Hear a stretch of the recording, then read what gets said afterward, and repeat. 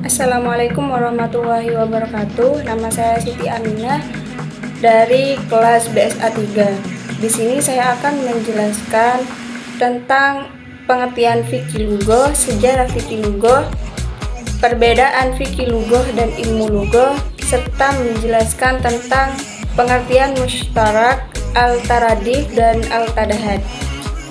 Pengertian dari fikih lughah.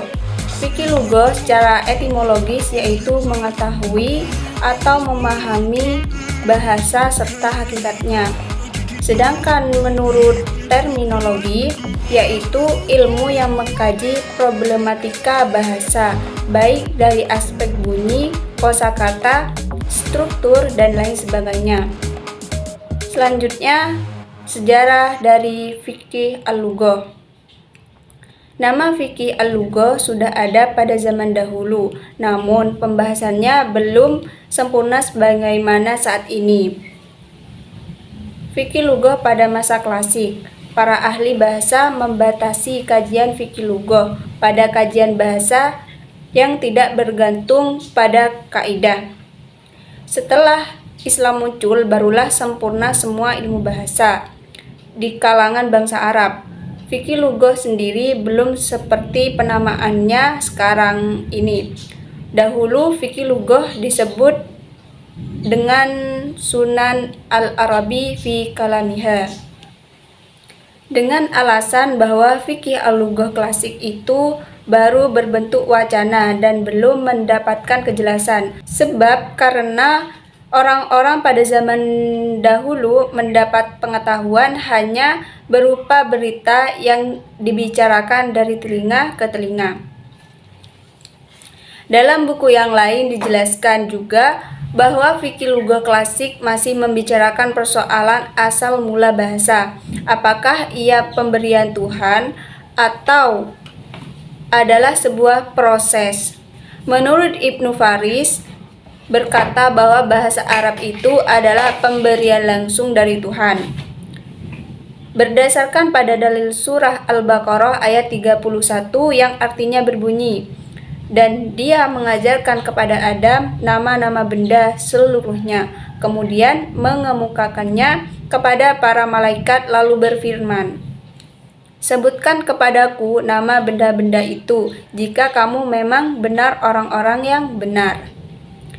Sedangkan pada sekarang ini fikih lughah modern yaitu meneliti agar dapat mengetahui sumber bahasa, sejarah yang menyangkut aspek budaya, kajian bahasa, dan hal inilah yang mencegah orang melakukan penyimpangan suatu ilmu.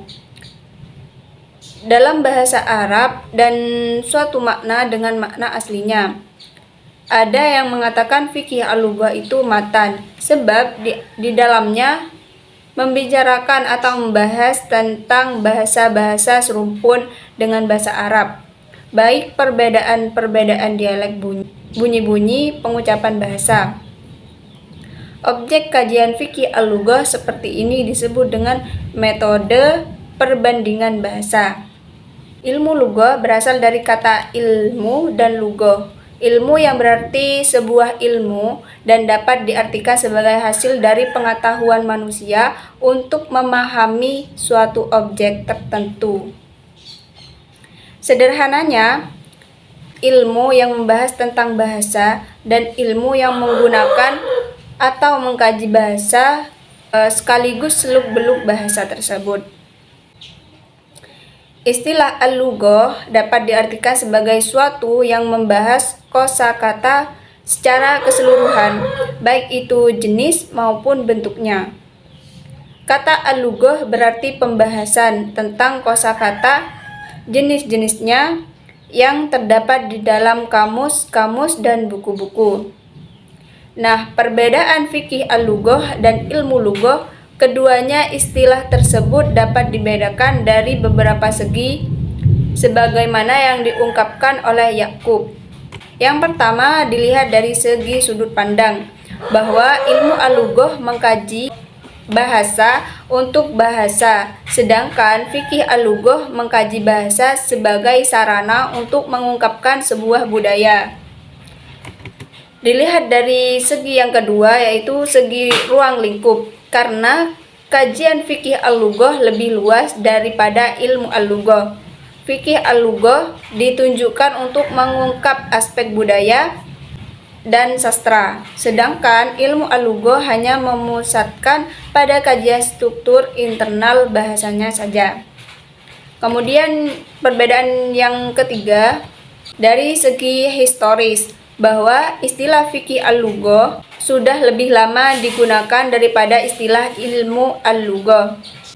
Perbedaan yang keempat, dari segi pencetusnya, bahwa ilmu al-lughah sudah diberi label sebagai kata ilmiah secara konsisten, sedangkan fikih al-lughah masih diragukan keilmiahannya. Kemudian perbedaan yang kelima dari segi kajiannya, mayoritas kajian fikih al-lughah bersifat historis komparatif, sedangkan ilmu al-lughah bersifat deskriptif sinkronis. Singkat kata, fikih al-lughah pembahasannya lebih luas, yaitu membahas tentang bahasa dan budaya. Sedangkan ilmu al-lughah pembahasannya mengenai tujuan, fungsi, dan manfaat bahasa itu sendiri. Selanjutnya, pengertian mushtarak. Pengertian mushtarak yaitu satu lafadz yang menunjukkan dua makna atau lebih, mengandung makna yang banyak atau berbeda-beda. Kaidah mushtarak menetapkan salah satu makna dari satu lafadz mushtarak tidak dibatasi. Beberapa makna mushtarak tersebut boleh digunakan. Contohnya kata sujud. Kata ini bisa berarti meletakkan kepala di tanah dan bisa pula berarti kepatuhan. Sebab-sebab terjadinya mushtarak. Pertama, disebabkan oleh perbedaan suku Arab dalam menerapkan dan menggunakan lafadz bahasa.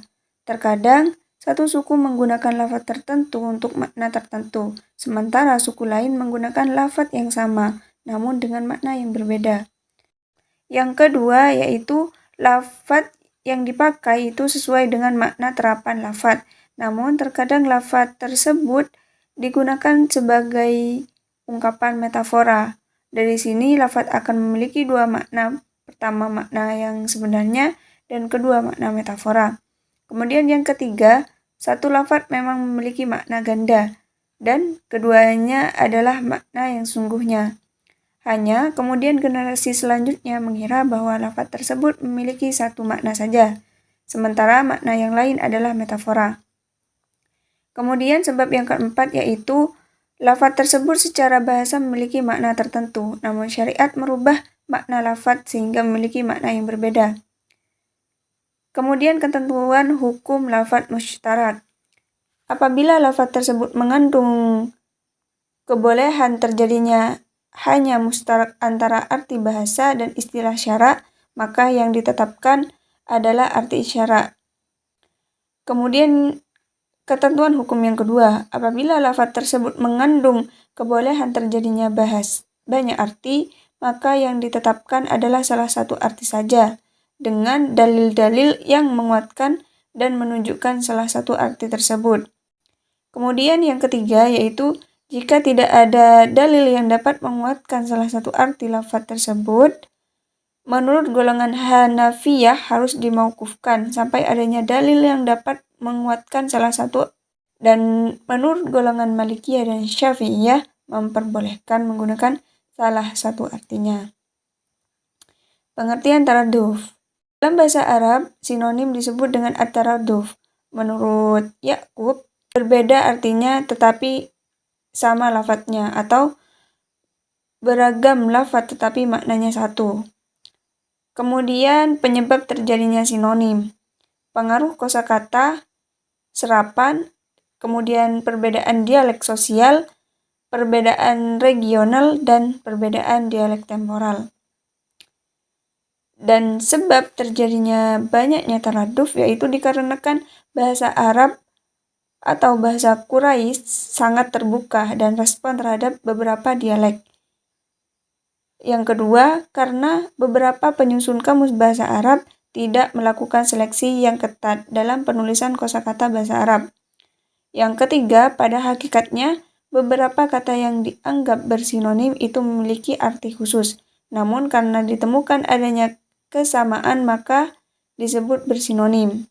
Ulama linguistik Arab pada abad 4 ramai berselisih pendapat tentang eksistensi taraduf atau sinonim dalam bahasa Arab.